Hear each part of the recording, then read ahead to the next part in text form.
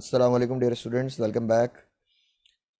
Last class में हमने बात की थी regarding the rotation and circular motion, और इसमें हमने कुछ थ्योरी डिस्कस की थी, कुछ और थोड़ी सी इम्पॉर्टेंट ट्रिक्स हम डिस्कस कर लेते हैं, और फिर उसके बाद ये है कि हम एमसीक्यूज़ अभी साथ साथ डिस्कस कर लेंगे। ठीक है, यानी हमने फ़िलहाल हमारा जो मोटिव है वो है टू सॉल्व दी एमसीक्यूज़। करीब 100-150 एमसीक्यूज़ अभी हम सॉल्व करेंगे इसके, लेकिन उससे पहले थोड़ा सा हम इसकी कुछ ट्रिक्स डिस्कस कर लेते हैं कि हमें किस तरह से इन क्वेश्चंस के लिए फॉर्मूले बनाने हैं या क्या ट्रिक्स यूज़ करनी है। देखिए, जब हम लीनियर पैरामीटर्स की बात करते हैं, लीनियर मोशन की बात करते हैं, तो हमारे पास डिस्प्लेसमेंट के लिए s, वेलोसिटी के लिए v, acceleration a, momentum p, force f और मास के लिए हम m यूज़ करते हैं। अब अगर हम किसी भी लीनियर इक्वेशन को एंगुलर में कन्वर्ट करेंगे तो हम s को थीटा से, v को ओमेगा से, a को अल्फ़ा, p को l एंगुलर मोमेंटम, f को टॉर्क और m को I से रिप्लेस करेंगे। इस I का मतलब है मोमेंट ऑफ इनर्शिया। ठीक है, जैसे फॉर एग्जांपल अगर आपके पास लीनियर मोमेंटम की इक्वेशन है P is equals to m v, जब आप इसको एंगुलर में कन्वर्ट करेंगे ना तो ये बन जाएगा L is equals to I omega. आपके पास फोर्स का फॉर्मूला है F is equals to m a, ये बन जाएगा torque is equals to I alpha. आपके पास काइनेटिक एनर्जी का फॉर्मूला है K E is equals to half m we square, तो रोटेशनल काइनेटिक एनर्जी का फॉर्मूला बनेगा हाफ आई ओमेगा स्क्वायर। आपके पास फोर्स और मोमेंटम का रिलेशन है F is equals to delta P upon delta T, तो आपके पास टॉर्क का फॉर्मूला बनेगा delta L upon delta T. ठीक है, तो आप किसी भी ऐसी इक्वेशन को जो लीनियर मोशन के लिए हो, जब आप उसे एंगुलर में कन्वर्ट करने की कोशिश करेंगे तो कुछ इस तरह से इक्वेशंस ट्रांसफॉर्म होंगी और हम इजीली इन्हें सॉल्व कर लेंगे। ठीक है, इसके अलावा भी कुछ इक्वेशंस, ये सारी मैंने आपको पहले बताई हैं लास्ट वीडियो में, तो बस फ़िलहाल अब हम इस नॉलेज के साथ कि ये सब हमें पता है, ये हमें याद रहेगा, हम कुछ एमसीक्यू सॉल्व करने की कोशिश करते हैं। ठीक है, तो जैसे कि क्वेश्चन नंबर 1 है, N electric fan has blades of length this. अब देखो, जब भी कोई इस तरह का सवाल आ जाए जिसमें किसी सर्कुलर मोशन की बात कर रहा है और आपको नज़र आ रहा है कि ब्लेड्स का मतलब है ये सेंटर से स्टार्ट होती हैं और एज तक जाती हैं, तो किसी फैन की ब्लेड्स जो हैं वो उस सर्कल के रेडियस का काम करेंगे। और क्योंकि ऑप्शंस मुझे नज़र आ रहा है सारे मीटर पर सेकंड में है, तो मैं इसको कन्वर्ट कर लूँगा, ये बन जाएगा 0.3। If the fan is rotating at 1200 RPM, अब 1200 आरपीएम का मतलब है ओमेगा, और ऑब्वियसली इसको भी कन्वर्ट करना पड़ेगा क्योंकि रेवोल्यूशन पर मिनट हमारे पास कोई ऐसा यूनिट नहीं है। और हमें एक्सेलरेशन कैलकुलेट करनी है। यहाँ पर एक्सेलरेशन का मतलब है कि आपको AC कैलकुलेट करना है। तो देखें, R तो हमने कन्वर्ट कर लिया था, ओमेगा कन्वर्ट करते हैं और फिर AC कैलकुलेट करते हैं। क्वेश्चन नंबर 1, ओमेगा की वैल्यू आपको दी हुई है 1200 आरपीएम, तो रेवोल्यूशन का मतलब होगा 2 पाई और मिनट का मतलब होगा 60, यानी रेवोल्यूशन पर मिनट से रेडियन पर सेकंड में आने के लिए मुझे ये काम करना है। तो देखें, क्योंकि कैलकुलेटर हमें अलाउ नहीं है तो हम यहाँ राउंड ऑफ पे काम चलाएंगे। मुझे पता है कि जब मैं 2 और पाई को मल्टीप्लाई कराऊंगा तो इसकी वैल्यू तकरीबन 6 बनेगी, यानी 3.1 का मतलब है 6.2 समथिंग। मैं इसको राउंड ऑफ करके 6 ही अज्यूम कर लेता हूँ, तो जब मैं इस 6 को 60 से कैंसिल करूँगा तो बचेगा 10, और 10 से 1200 को कैंसिल करूँगा तो बचेगा 120, यानी मेरे पास ओमेगा की जो अप्रॉक्सीमेट वैल्यू आ रही है वो आ रही है 120 रेडियन पर second. Centripetal acceleration in terms of omega हमारे पास होता है आर ओमेगा स्क्वायर, तो आर की वैल्यू थी 0.3 और ओमेगा आ रहा है 120 का स्क्वायर, तो 0.3 ऐसे रहेगा, 12 का स्क्वायर हो जाएगा 144, और यहाँ पर एक जीरो है, स्क्वायर होने पर हो जाएंगे डबल जीरोस। अब देखो, जब मैं इनको मल्टीप्लाई करवाऊंगा तो 3 मल्टीप्लाई बाय 14 अगर मैं देखूँ तो 42 बनता है, यानी मेरा आंसर जो भी आएगा वो 42 की सीरीज में आएगा या 40,000 से ऊपर आएगा। ठीक है, तो मैं बस 42 को जहन में रखते हुए अपने आंसर को मार्क कर रहा हूँ कि इससे बड़ा ही आएगा आंसर जो भी आएगा। तो मैं ऑप्शन की तरफ जाता हूँ, तो मेरे पास आंसर है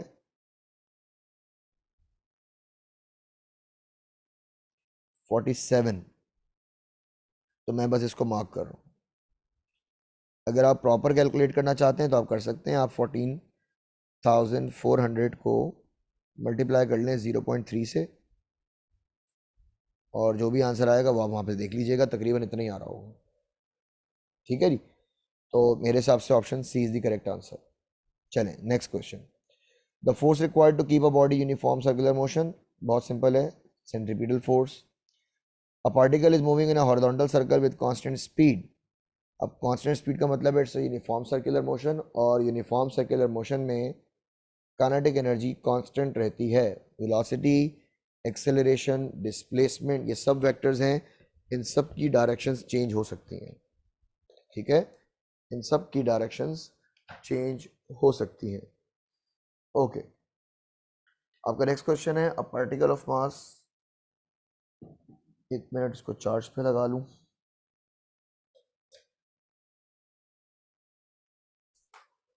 ओके,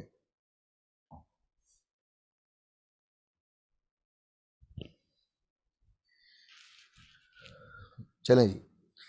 देखिए आपका नेक्स्ट क्वेश्चन है अ particle is moving in a horizontal circle with constant speed. अच्छा देखिए, ये मैंने डिस्कस तो किया था आप लोगों से, लेकिन फिर भी दोबारा देख लेते हैं कि जब हम हॉरिजॉन्टल सर्कल की बात करते हैं तो it means something like this, horizontal circle. और हॉरिजॉन्टल सर्कल में जब भी कोई बॉडी मूव करेगी, इसके पास सिर्फ एक ही एक्सेलरेशन है, and that is the centripetal acceleration which is always directed towards the centre. तो यहाँ पर टुवर्ड्स द सेंटर के लिए इन्होंने जो वर्ड यूज़ किया है अल्टरनेट, वो है इंटरनल रेडियल एक्सेलरेशन। ठीक है जी, इंटरनल रेडियल यानी अलॉन्ग द रेडियस ऐड करेगी और इसकी डायरेक्शन टुवर्ड्स द सेंटर होगी, यानी इंटरनल हो गई। अच्छा जी, a body moves with constant angular velocity, again very important information कि कांस्टेंट एंगुलर वेलोसिटी का मतलब है no change in angular velocity. और एंगुलर एक्सेलरेशन पूछ रहा है आपसे, तो एंगुलर एक्सेलरेशन का तो फॉर्मूला ही delta omega upon delta T है, और अगर ओमेगा में कोई चेंज नहीं आ रहा तो एक्सेलरेशन इज जीरो। ठीक है जी, बगैर कुछ सोचे समझे बहुत ही आराम से अपने क्वेश्चन सॉल्व कर लेना है। A stone is tied to one end of a string, again देखें सर्कुलर मोशन का क्वेश्चन आ गया, और आपसे कह रहा है कि a stone is tied to one end of a string 50 centimetre long. तो 50 centimetre is basically the radius. अब मजे की बात यह कि ऑप्शन में क्योंकि सेंटीमीटर में दिए हुए, तो मुझे कन्वर्ट करने की ज़रूरत नहीं है। तो आर आ गया हमारे पास 50। अब क्वेश्चन में कह रहा है इट्स मेकिंग 10 रेवोल्यूशंस। तो 10 रेवोल्यूशन का मतलब है कि this is the number of revolution n, and 20 second is the total time of revolution. और अगेन आपको यहाँ पर एक्सेलरेशन कैलकुलेट करनी है, तो यहाँ पर भी एक्सेलरेशन का मतलब है सेंट्रीपिटल, और यहाँ पर हम जो फॉर्मूला लगाएंगे वो होगा 4 pi square R upon T square, क्योंकि टाइम पीरियड से रिलेटेड क्वेश्चन है। अब देखें आपको कैपिटल टी नहीं दिया हुआ, तो मैं कैपिटल टी यहीं कैलकुलेट कर लेता हूँ ताकि हम इजीली सॉल्व कर सकें। तो कैपिटल टी के लिए हम टी और एन को डिवाइड करवा देंगे। तो 20 डिवाइड बाई 10 आप करेंगे तो आपका आंसर आएगा 2 सेकेंड्स। सॉल्व करके देखते हैं। क्वेश्चन नंबर 2, नहीं सॉरी देखना पड़ेगा, क्वेश्चन नंबर 6 है ये। ठीक है, तो क्वेश्चन नंबर 6 में आपके पास सेंट्रीपिटल एक्सेलरेशन का फॉर्मूला है 4 pi square R upon T square. 4 ऐसी रहेगा, पाई की जगह 3.1 का स्क्वायर, आर की जगह 50 डिवाइड बाय टी की जगह 2 स्क्वायर। अब मजे की बात देखिए, 2 स्क्वायर भी 4 और 4 से 4 कैंसिल। अगेन मैं 3.1 को राउंड ऑफ कर रहा हूँ, 9, 3 का स्क्वायर 9, 9 मल्टीप्लाई बाय 50, आपका आंसर होगा तकरीबन 450 या इससे ज़्यादा। ऑप्शन में चेक कर लेते हैं, तो एक ही ऑप्शन है हमारे पास 483।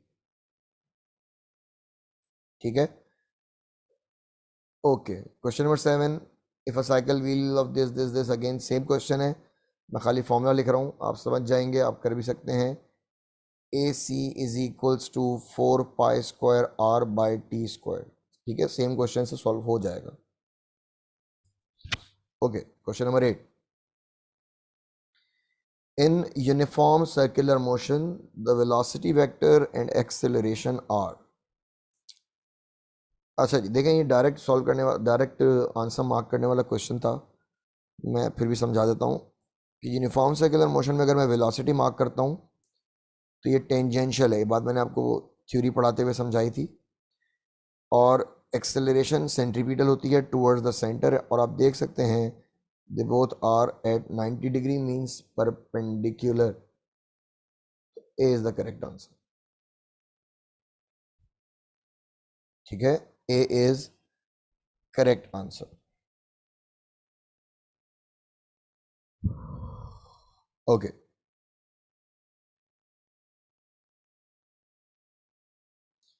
next question is a car moves on a circular road, again circular motion, it describes equal angles about the center in equal interval of time। अच्छा देखो जो डेफिनेशन दे दी है ना इन्होंने, इस पूरी लाइन का मतलब है कि it is moving at a constant rate, यानी हर साइकिल इक्वल टाइम में कंप्लीट हो रही है, यूनिफॉर्म स्पीड का, कांस्टेंट स्पीड का केस है ये। कह रहा which of the following statement about the velocity of the car is true. True मतलब कौन सी बात सही लिखी हुई है, तो magnitude of velocity is not constant, गलत। Both magnitude and direction changes, गलत, डायरेक्शन चेंज हो रही है, मैग्नीट्यूड चेंज नहीं हो रहा। Velocity is directed towards the centre, गलत, वेलोसिटी इज ऑलवेज टेंजेंशियल, अभी हमने बात करी। Magnitude of velocity is constant, ठीक है, बट डायरेक्शन चेंजेस, ये भी ठीक है, सर्कुलर मोशन होने की वजह से हर इंस्टेंट पर वेलोसिटी की डायरेक्शन चेंज हो रही है, ये बिल्कुल सही बात लिखी हुई है। ठीक है, okay. Question number 10, a particle revolves around a circular path, the acceleration of the particle is। अच्छा देखो बार बार रिपीट हो रहा है, again revolves around the circular path, acceleration is, तो हम बोल देंगे along the radius। ठीक है, इंटरनल कह लें, रेडियल कह लें, इस तरह से ही होगा। The length of speeds hand. अच्छा देखो ये एक अच्छा क्वेश्चन है, जब हम एंगुलर स्पीड कैलकुलेट करते हैं, ये ट्रिक सीख लें आप लोग, कि जब भी हम किसी भी चीज़ की एंगुलर वेलोसिटी कैलकुलेट करते हैं तो फॉर्मूला होता है omega is equals to theta upon T. हम उसे आसान बनाने के लिए 2 पाई अपॉन कैपिटल टी की फॉर्म में याद कर लेते हैं, यानी 2 पाई फिक्स हो गया और कैपिटल टी का मतलब होगा टाइम ऑफ वन साइकिल। ठीक है, जैसे अगर फॉर एग्जांपल मैं आपसे बोलता हूं सेकंड आर्म, यानी घड़ी में जो सेकंड वाली सुई होती है, हम उसकी बात कर रहे हैं। तो इसके लिए अगर आप ओमेगा कैलकुलेट करें तो देखें ओमेगा का फॉर्मूला वही है 2 पाई बाय कैपिटल टी। तो 2 पाई तो 2 पाई रहेगा। आप देखें जो सेकंड वाली सुई है उसे एक चक्कर कंप्लीट करने में लगते हैं 60 सेकंड, तो कैंसिल होगा और आपका आंसर आ जाएगा पाई/30 रेडियन पर सेकंड। इसी तरह अगर हम मिनट आर्म की बात करें, जो 1 मिनट वाली सुई होती है, तो मिनट आर्म के लिए भी सेम ट्रिक है 2 पाई/कैपिटल टी, बस फर्क ये है कि मिनट वाली सुई को एक चक्कर कंप्लीट करने में 1 घंटा लग जाता है। तो इसको जब आप सॉल्व करेंगे तो आपका आंसर आएगा पाई/1800 रेडियन पर सेकेंड। इसी तरह अगर हम घंटे वाली सुई की बात करते हैं आर आर्म, तो घंटे वाली सुई को एक चक्कर कंप्लीट करने में 12 घंटे लगते हैं, यानी अगर आप देखें अगर आपकी घड़ी में 1 बज रहा है तो जो घंटे वाली सुई है, छोटी सुई है, वो 1 पर होगी, और उसे दोबारा 1 पर आने में पूरे 12 घंटे लगेंगे, क्योंकि हमारे यहाँ 12 आवर सिस्टम होता है। तो 2 से 12 कैंसिल होगा तो आपका आंसर आएगा पाई/6, लेकिन अब यूनिट चेंज है, this is radian per hour. ठीक है, तो कुछ इस तरह से हम एंगुलर वेलोसिटीज कैलकुलेट कर सकते हैं। तो मैंने आपको सारी ही कैलकुलेट करवा दी है, तो इस क्वेश्चन को हम स्किप कर रहे हैं। Question number 12, the angular velocity of the wheel is 70 radian पर सेकेंड। देखें, एंगुलर वेलोसिटी का मतलब है कि आपको ओमेगा गिवन है, the radius of the wheel is this, और फाइंड द लीनियर वेलोसिटी। इसको तो हम यहीं सॉल्व कर सकते हैं, हमें पता है लीनियर के लिए v is equals to r omega, equation मौजूद है हमारे पास। तो r is 0.5, omega is 70 and 7 5 35, 35 metres पर सेकेंड। तो correct answer will be option C. ठीक है, सही है। कुछ ना समझ में आए तो आप मुझे इस नंबर पर मैसेज कर सकते हैं, इस पहले भी मैंने बताया, लेकिन अब आप कर सकते हैं। ठीक है, ये फाइल भी आपको मैं व्हाट्सअप कर दूंगा अगर आप मांगेंगे तो। Okay, cream gets separated out of milk when it is churned।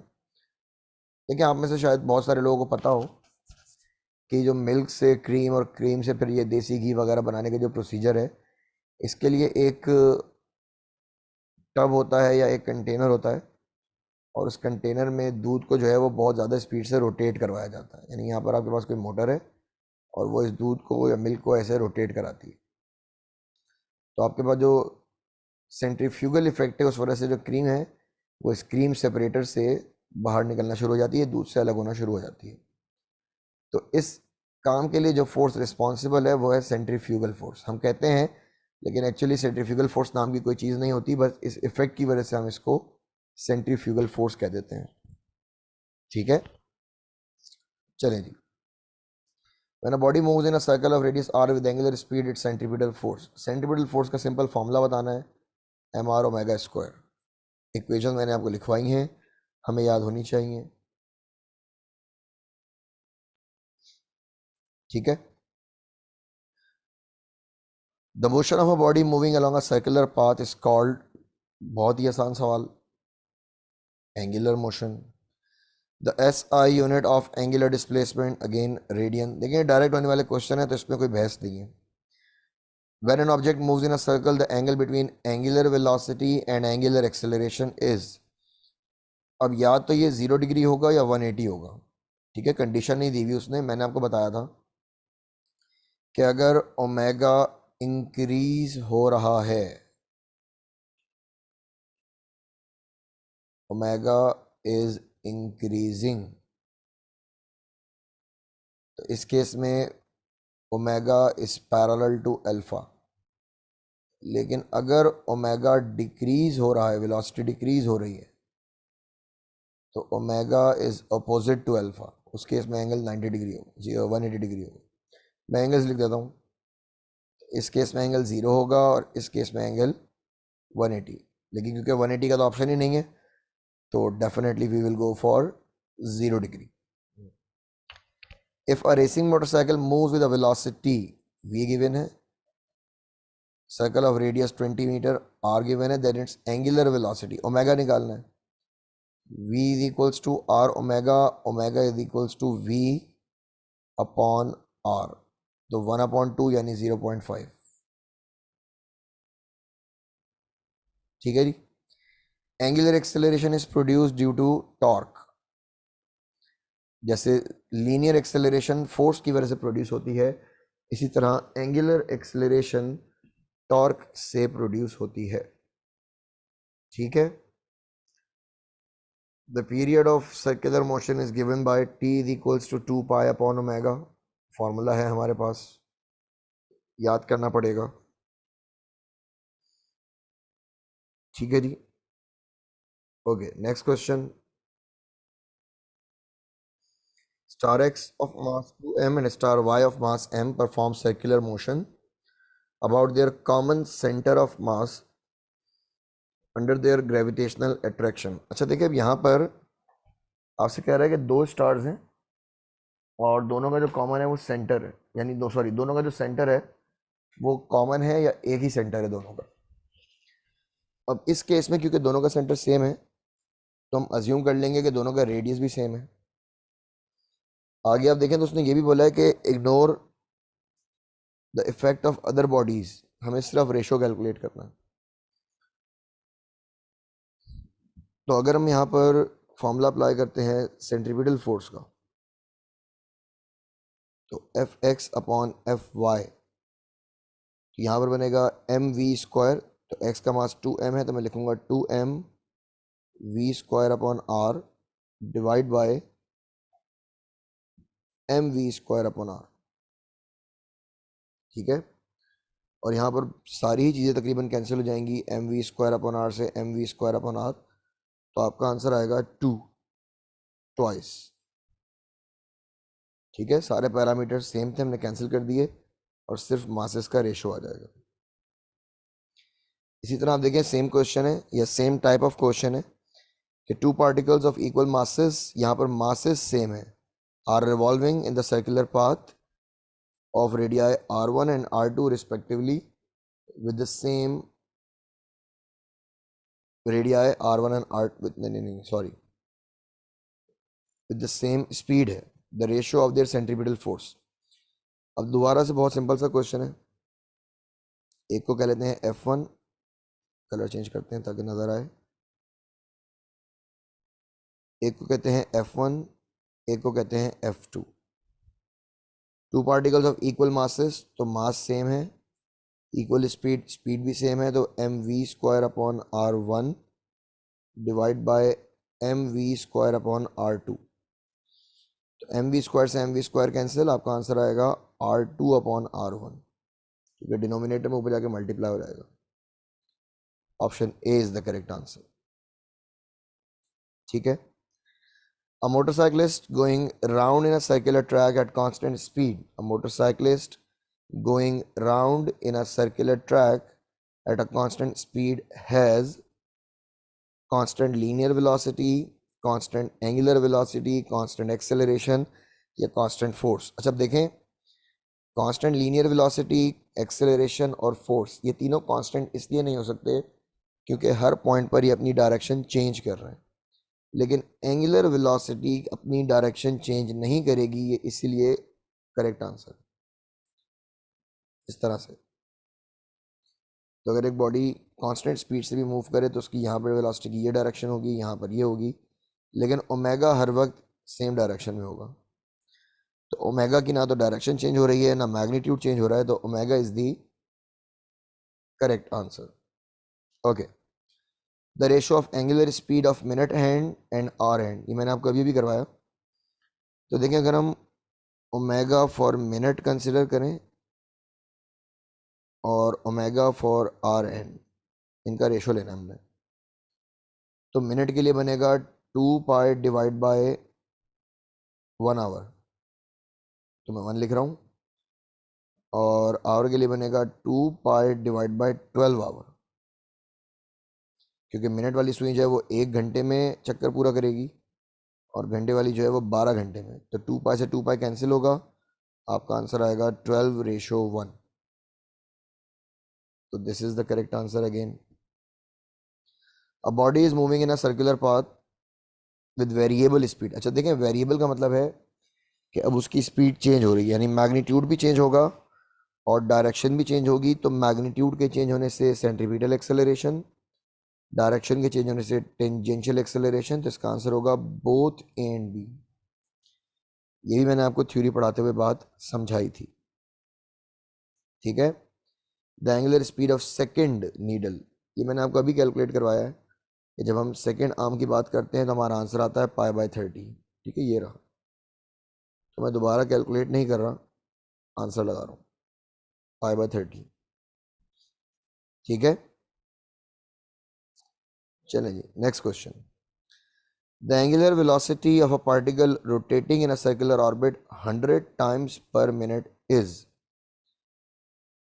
अब इसको हमने रेडियन पर सेकेंड में भी कन्वर्ट करना है और डिग्री में भी देखना है कि कौन सा आंसर करेक्ट है। तो 100 टाइम्स पर मिनट, ये सिंपली आपको ओमेगा दिया हुआ है, हम इसको कन्वर्ट करके देखते हैं। तो ओमेगा इज इक्वल्स टू 100, अगर मैं इसको 2 पाई से मल्टीप्लाई करूं तो ये कन्वर्ट हो जाएगा रेडियन में, और 60 से डिवाइड कर दूंगा तो कन्वर्ट हो जाएगा पर सेकंड में। अब फिर से वही वाली बात कि अगर मैं इसको कन्वर्ट करता हूँ तो 2 पाई का मतलब हो गया 6, 6 वन ज़ा 6, 6 टेन ज़ा 60, 10 वन ज़ा 10, 10 टेन ज़ा 100। तो मेगा का आंसर 10 पॉइंट समथिंग होगा, लेकिन रेडियन पर सेकेंड। और 1 पॉइंट, अच्छा देखो ये भी 10 पॉइंट है और ये भी 10 पॉइंट है, लेकिन बी डिग्री में है और सी रेडियन में, और हमारा आंसर रेडियन में आ रहा है, तो मैं सी करेक्ट करूंगा। ठीक है। A wheel completes 2000 revolutions to cover 9.5 kilometer distance. Then the diameter of the wheel is। अच्छा देखो, ये ट्रिकी क्वेश्चन है थोड़ा सा, लेकिन बहुत आसान। अगर मैं नंबर ऑफ रेवोल्यूशंस की बात करता हूँ, ये रहा, एन आ गया, 9.5 kilometre is the total distance, S आ गया, और मुझे डायमीटर निकालना है यानी डी। अब नंबर ऑफ रेवोल्यूशन से हमारे पास जो फॉर्मूला है ना, वो है n is equals to theta upon 2 pi. ठीक है, इससे आपके पास थीटा रेडियन में आ जाता है। तो एन हमारे पास है 2000, मल्टीप्लाई बाय 2 मल्टीप्लाई बाय 3 कर रहा हूँ मैं डायरेक्ट। 3 पाई को मैं 3.14 को 3 लिख रहा हूँ मैं। तो थीटा की वैल्यू आपके पास आएगी तकरीबन 3 टू द 6, 6 टू द 12, तो 12,000 रेडियन। इससे ज़्यादा ही आएगा, हम 12,000 कंसिडर कर रहे हैं। ठीक है। और डिस्टेंस यानी एस, अगर आप 9.5 को कन्वर्ट करें तो बनेगा 9500 मीटर्स। तो ये एस की वैल्यू आ गई, ये थीटा की वैल्यू आ गई, और फॉर्मूला है S is equals to R theta. तो R is equals to S यानी 9500 डिवाइड बाय थीटा यानी 12,000। ठीक है। तो आप जब 9500 को 12,000 से डिवाइड करेंगे तो तकरीबन 67% के करीब बनता है। यानी आप समझ लें कि 9500 डिवाइड बाय 12,000 अगर आप करें तो तकरीबन 0.7 या 8 के करीब आएगा।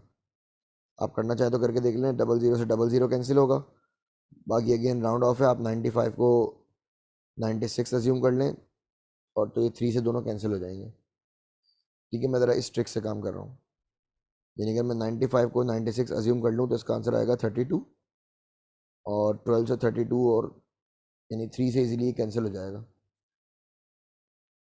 ओके, तो ये आर आ जाएगा, और अगर मैं इसको डबल कर दूँ तो आपका आंसर बनेगा तकरीबन 1.5। Diameter will be twice of 95 by 120, तो ये तकरीबन 1.5 मीटर के करीब आ जाएगा। ठीक है। तो 1.5 ये आ गया। When a body moves with a constant speed along a circle, no work is done, no acceleration is produced, no force, only option A is correct। क्योंकि इस कांस्टेंट स्पीड का मतलब है कि सिर्फ सेंट्रीपिटल फोर्स एक्ट कर रही है, और सेंट्रीपिटल फोर्स किसी किस्म का कोई वर्क डन नहीं करती। ठीक है।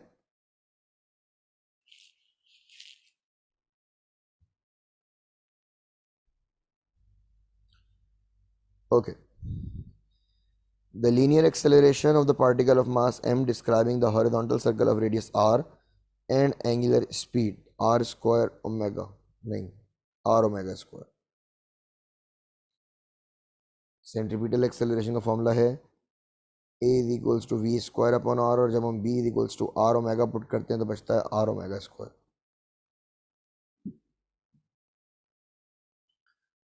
कुछ बेसिक क्वेश्चन है, मैं इसको स्किप कर रहा हूँ। ठीक है। ये क्वेश्चन देखिए जैसे, the rotational analog of power. अभी मैंने बताया आपको, वीडियो स्टार्ट होते ही मैंने ये वाली बात बताई थी कि पावर का हमारे पास वैसे जो फॉर्मूला है वो है फोर्स इनटू वेलोसिटी, लेकिन जब हम इसको एंगुलर में कन्वर्ट करते हैं रोटेशनल मोशन के लिए तो ये बन जाता है टॉर्क इनटू ओमेगा। तो टॉर्क ओमेगा, यहाँ पे टी को टॉर्क कंसिडर कर लें आप। The rotational analogy of force, analog of force, तो फोर्स का एनालॉग होता है torque. 1 degree is equals to 0.017 radian. Figure याद कर लें। The dimension of angular velocity t -1, ठीक है, थीटा अपॉन टी होता है। अच्छा, न्यूमेरिकल आ गया, देखें जी न्यूमेरिकल देख लेते हैं। An electric fan rotating at this revolution per second omega हो गया। Switched off comes to rest, अच्छा जी ठीक है। इसका मतलब ये आपके पास इनिशियल एंगुलर वेलोसिटी और कम्स टू रेस्ट का मतलब है फाइनल जीरो हो गई, और टाइम आपके पास है 18 सेकेंड्स।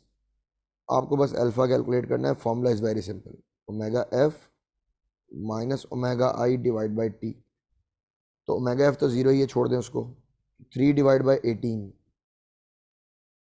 ठीक है, 3/18 यानी 1/6। तो 1/6 एक ऐसा रेशो है जो मैंने आपको ग्रेविटेशनल एक्सेलरेशन और मून पे भी याद करवाया था। इसका आंसर 0.16 ही आता है,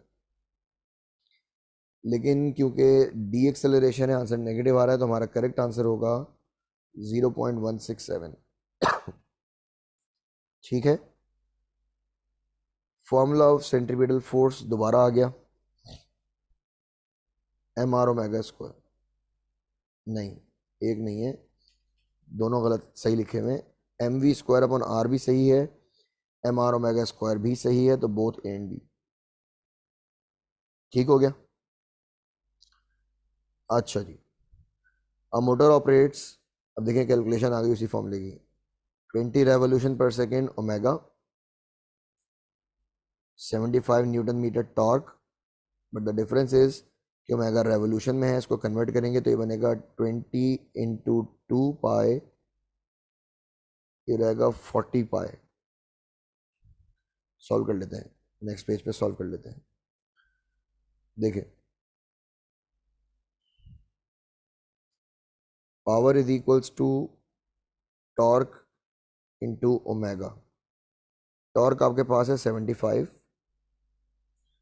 और ओमेगा है 20, लेकिन रेवोल्यूशन, तो रेवोल्यूशन से कन्वर्ट करने के लिए 2 पाई। तो देखो ये ऑलरेडी क्योंकि सेकंड में है, रेवोल्यूशन पर सेकंड है, तो मैं इसको डिवाइड बाय 60 नहीं कर रहा। अगर मिनट होता तो मैं 60 से भी डिवाइड कर देता। तो इसको हम 6 अज्यूम कर लेते हैं, 3 to the 6, 6 multiply by 20, 1200, sorry 6 multiply by 20, 120, और 120 को आपने मल्टीप्लाई करवाना है 75 से, करके देख लेते हैं। 120 multiply by 75, 500, 5 to the 10, 5 1 the 5, 700, 7 to the 14, carry 1, 7 1 1 1 9 8, ठीक है। तो बस इसको ऐड कर लेते हैं, तकरीबन 9000 के करीब आ रहा है। ऑप्शन चेक करते हैं। 9000, तो ये पहला नहीं हो सकता, दूसरा नहीं, तीसरा नहीं, चौथा सही है, क्योंकि एक्सपोनेंट 3 लगा हुआ है, तो ये 1000 को ही रिप्रेजेंट कर रहा है। ठीक है जी, ओके।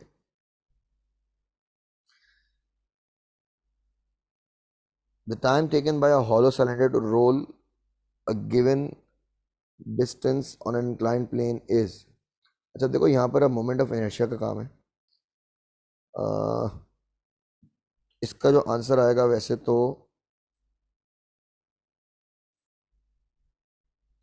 ए ही होगा।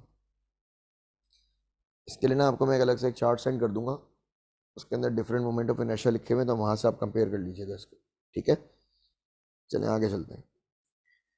Ratio of arc length when s is equals to r. अच्छा, ये 1 रेडियन की डेफिनेशन थी, अगर आपको याद हो, कि theta is equals to s upon r, और अगर दोनों बराबर हैं तो आंसर इज 1 रेडियन।